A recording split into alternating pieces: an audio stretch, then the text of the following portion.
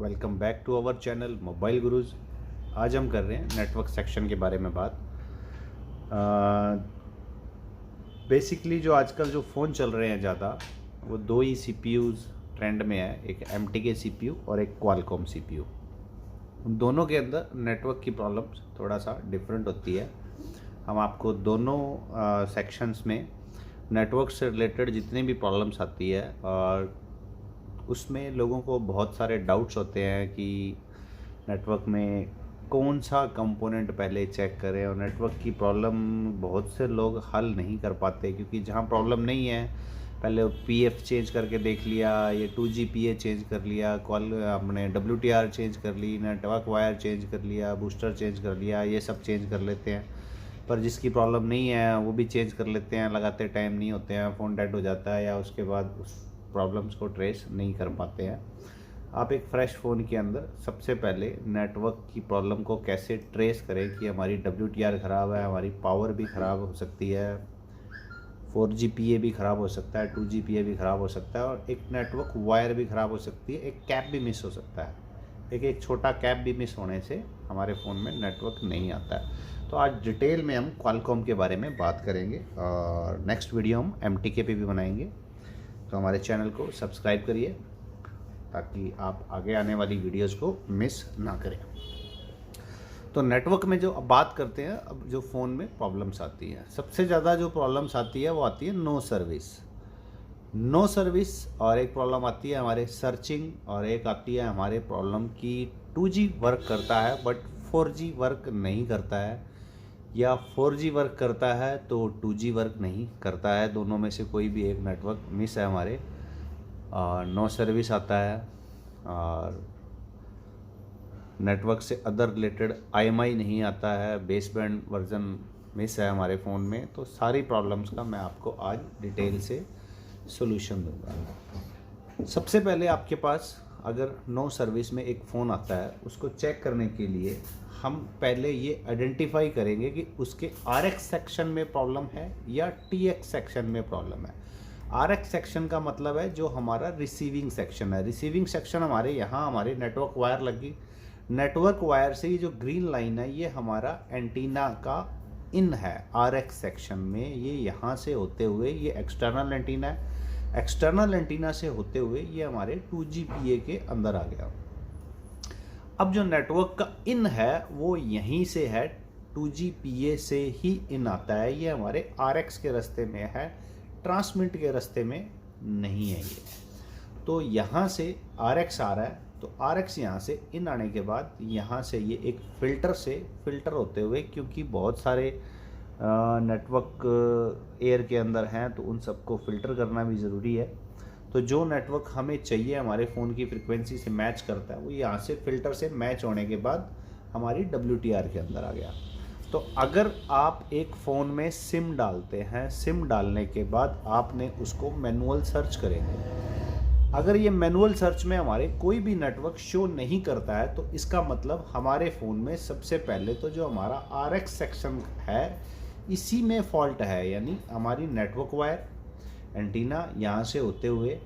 तो ये आपको एक मैं फ़ोन मैंने चूज़ किया है Y91, 93, 95, बट आज हम किसी स्पेसिफाई मॉडल के बारे में बात नहीं कर रहे हैं। टोटल किसी भी फ़ोन में नेटवर्क सेक्शन काम नहीं करता है, तो आप क्या चेंज करेंगे? तीन मेजर कंपोनेंट है, एक WTR, 2G PA और 4G PA, और पावर का भी फॉल्ट होता है, वो भी आपको बताएंगे कि पावर का फॉल्ट कहाँ होता है। पर अगर आप रिसीविंग में चेक करते हैं और आपको नेटवर्क नहीं आता है, तो बिल्कुल भी सर्च में लिस्ट नहीं आती है, तो अब हमने दो कंपोनेंट चूज़ किए।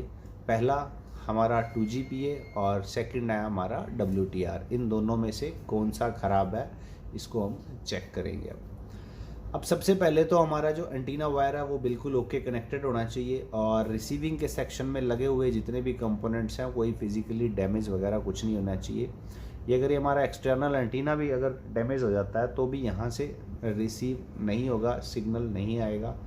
अब इसके रास्ते में जो कैप लगे हुए हैं आप ये देख सकते हैं, ये छोटी छोटी कॉइल्स और ये लगे हुए हैं, इनका एक पोर्शन ग्राउंड है, हम इसको इग्नोर करते हैं। इग्नोर नहीं करना है। नेटवर्क सेक्शन में जितने भी कंपोनेंट लगे हुए हैं, चाहे वो उनका एक सिरा ग्राउंड है, वो भी मोस्ट इम्पॉर्टेंट है। अगर ये उखड़ जाएंगे तो आपके फ़ोन में नेटवर्क आएगा, पर इनसे लो नेटवर्क की प्रॉब्लम्स आती है।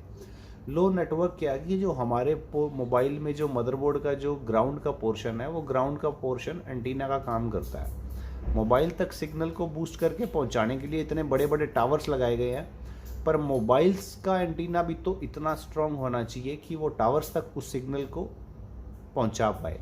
तो उसके लिए तो जो मदरबोर्ड का जो कॉपर कवर्ड जितना भी ग्राउंड एरिया है, वो नेटवर्क सेक्शन में एंटीना का ही काम करता है। तो ये जो ग्राउंड लगे हुए कंपोनेंट्स हैं, ये भी इम्पॉर्टेंट है। यहाँ से इन होने के बाद अगर हमारे फ़ोन में सर्चिंग में लिस्ट नहीं आती है, तो हम सबसे पहले WTR को चेक करेंगे। अब WTR एक ओके फ़ोन में, मैं आपको एक वर्किंग फ़ोन का बताता हूँ कि एक वर्किंग फ़ोन में WTR में हमें क्या मिलता है। इसको कंफर्म करने के लिए, सीखने के लिए आप एक ओके फ़ोन को खोलेंगे, एक वर्किंग फ़ोन को। वर्किंग फ़ोन में आप WTR को चेक करेंगे कि WTR पे कितना वोल्टेजेस आना चाहिए।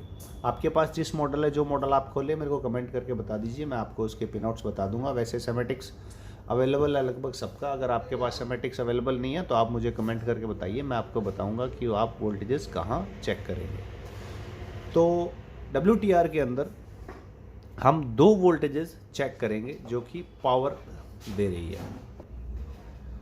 तो एक वर्किंग फ़ोन में जब आप चेक करेंगे तो हम 2 वोल्टेजेस चेक करेंगे। एक आती है हमारा ये 1 वोल्ट, जो बहुत से फ़ोनों में 0.9 वोल्ट और कुछ फ़ोनों में ये 1 वोल्ट होता है। दूसरा होता है हमारा 1.8 वोल्ट। तो एक वर्किंग फ़ोन में अगर आप चेक करोगे तो विदाउट सिम आप जब फ़ोन को ऑन करके चेक करोगे तो ये वोल्टेजेस हमें वेरिएबल मिलेगा। वेरिएबल का मतलब है जो ये 1 वोल्ट है, ये आपको 0.02, 0.03, 0.04, 0.08, 0.09 अप एंड डाउन मिलेगा। और जो ये 1.8 है, ये भी आपको फिक्स मिलेगा, पर जो आपको दूसरा वोल्टेजेस है, ये आपको वेरी मिलेगा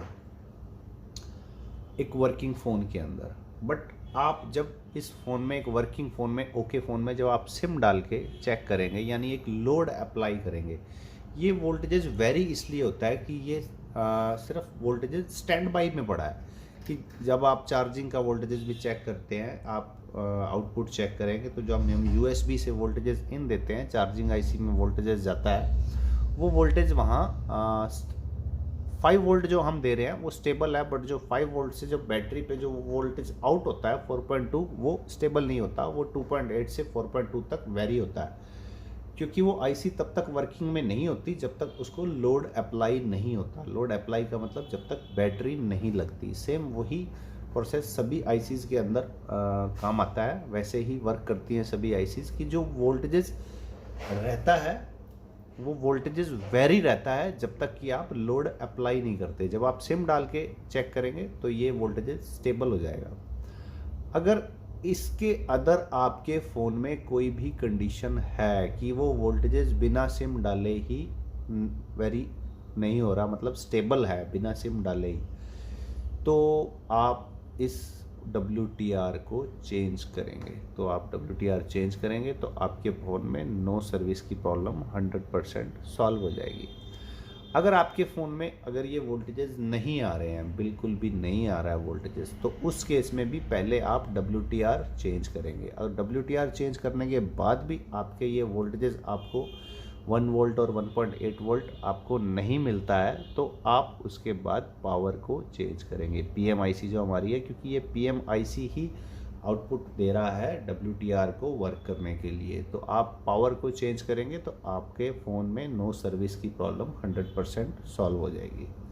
अब हम बात करते हैं कि अगर हमारा 4G वर्क नहीं करता है, तो 4G वर्क नहीं करता है तो ये हमारा 4GPA है। 4GPA में सबसे पहले तो आप चेक करेंगे 4GPA को जो चलने के लिए हमारा VBAT वोल्टेजेस चाहिए 3.7 वोल्ट। इसमें यहाँ से इनपुट आ रहा है, तो आप बाकी जितने भी फ़ोन हैं उसके 3.7 आपको चेक करने के लिए 4GPA के आसपास जितने कैप लगे हैं उन कैप पे आप चार्जर या बैटरी लगा के ये वोल्टेजेस चेक करेंगे। तो ये वोल्टेजेस आपको मिलना चाहिए। अगर ये वोल्टेजेस नहीं मिल रहा है तो 4G PA को अगर इनपुट ही नहीं मिलेगा तो वो आउटपुट कैसे देगा। उसके बाद अगर आपके VBAT इसको मिल रहा है तो आप 4G PA को सबसे पहले चेंज करेंगे। 4G PA अगर वर्किंग नहीं होगा तो आपके 4G नेटवर्क काम नहीं करेगा। आपने 4G PA चेंज कर लिया, उसके बाद भी आपके फ़ोन में वर्क नहीं कर रहा है, 4G नेटवर्क नहीं आ रहा है, तो आप WTR चेंज करेंगे तो आपके फ़ोन में 4G नेटवर्क 100% वर्क करेगा। बिल्कुल डेफिनेटली आपके अगर ये 4G के जो वोल्टेजेस है WTR के ये अगर स्टेबल आने लग जाते हैं, सिम डाल के स्टेबल रहने लग गए तो WTR हमारी इसका मतलब वर्क कर रही है और 4G PA आपने चेंज कर दिया है तो नेटवर्क 100% वर्क करेगा। अब अगर हमारे फ़ोन में 2G वर्क नहीं करता है तो आप सिर्फ 2G के लिए सिर्फ 2G PA चेंज करेंगे। सबसे पहले स्टेप बाय स्टेप जो हम करेंगे, सबसे पहले आप 2G PA चेंज करेंगे। 2G PA चेंज करने से हमारा काम नहीं होता है तो फिर हम WTR पे आएंगे। इन केसेस में आपके WTR रीबोल करने से भी आपका काम हो जाएगा। आपको ज़रूरी नहीं है कि आपको WTR चेंज करनी पड़े, पर मैक्सिमम केसेस में मैं आपको यही रिकमेंड करूंगा कि अगर आपके पास नई IC अवेलेबल है तो आप WTR चेंज ही कर दें, नहीं है तो आप एक दूसरे स्क्रैप मदरबोर्ड से निकाल के चेंज कर दीजिए, क्योंकि IC की एक इतनी ज़्यादा कीमती नहीं है, बट हमारा जो टाइम है वो ज़्यादा वैल्यूएबल है। तो उम्मीद है इस वीडियो को देखने के बाद आप क्वालकॉम CPU के अंदर नेटवर्क से रिलेटेड जितनी भी प्रॉब्लम्स आती हैं उन सब का अच्छी तरह से आप सोल्यूशन कर पाएंगे। अगर आपको हमारी ये वीडियो पसंद आई है तो चैनल को सब्सक्राइब करें और वीडियो को लाइक करें।